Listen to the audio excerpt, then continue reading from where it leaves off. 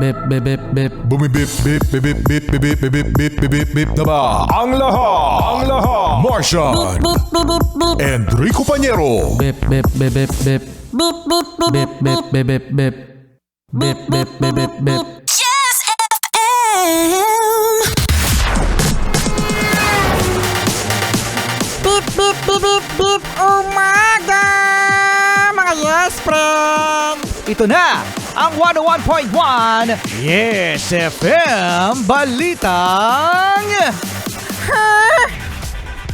Ang puso ko'y nagdudugo at parang sumisikip ang dibdib ko sa tuwing makikita ko na magkatabi tayo. Kahit di naman tayong dalawa ay lagi na pinagtsatsalusan ka. Bakit ba siya at bakit ninalang tayo?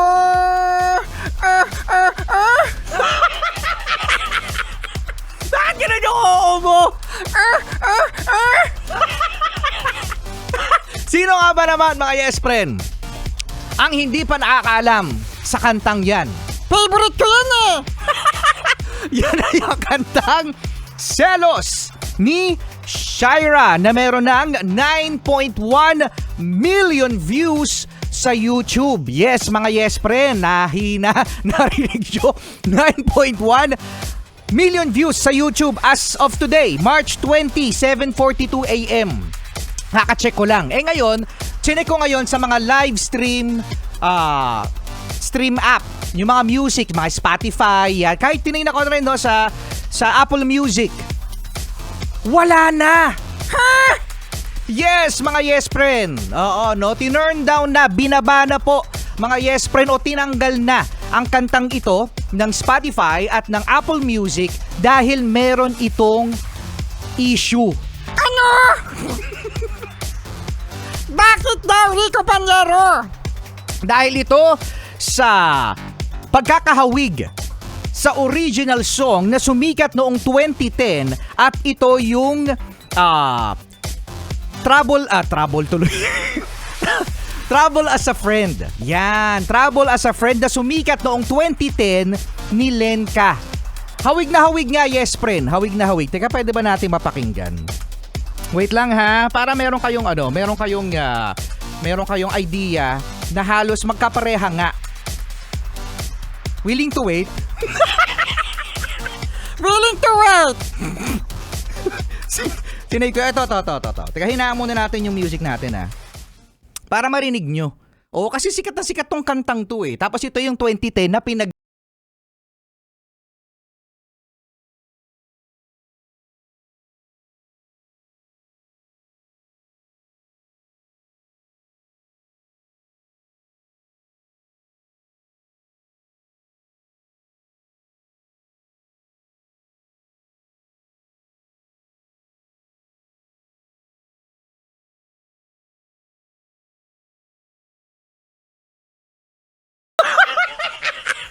Anong ari ko, Pañero?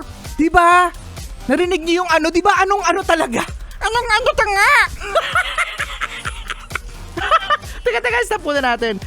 So ayun na nga mga yes friend, naglabas na nga ng statement ang management na kinabibilangan ng Queen of Bangsamoro Pop o B-Pop. Akalain nyo may B-Pop na ngayon. B-Pop na si Shaira sa AHS channel at naglabas sila ng statement na humihingi na sila ng arrangement sa original artist na magamit ang kantang Selos nito ni Shaira as covered song para maging legal. May permission mga yes friend kasi baka yung legality nito matulad kay Ed Sheeran na meron daw di umano na pinagkopyahan ng kanta pero nanalo naman si Ed Sheeran na sinabing, "Hoy! Grabe ka naman makahoy, Rico Pañero! Gumanon ba talaga si Ed Sheeran? Sabi na Ed Sheeran. Hi! Hindi naman pero sabi ni Ed Sheeran, "Excuse me, hindi ko kinopya yan, no?" At nanalo si Ed Sheeran. So, ito lang siguro ang iniiwasan ng management ni Shaira para hindi magkaroon ng, alam mo yun, kasi malaking halaga to eh. kapag napatunayan na kinopya nga o ginaya talaga ang beat ng isang song. Akalain nyo mga yes friend sikat na sikat tong kantang ito ni Shira ng Selos. Oo. Pero dito sa Yes FM, mga yes friend, hindi natin siya tatanggalin. Bala kayo dyan. Kasi, alam mo yun, ano? May mga naiirita na sa kantang ito, pero yes friend. Sabi nga ni Martian, Favorite ko to. ay, favorite na favorite! Kaya eto na! Woo! Party, party! Yung original na Selos, di ba kaya Tolits? Yung original na Selos, yun ang naging cover ng ng hit song ng 2010. Ano yan? Ano yan, ano? Nagsiselos! Kasi mas sikat tong Selos kaysa doon sa Trouble as a Friend.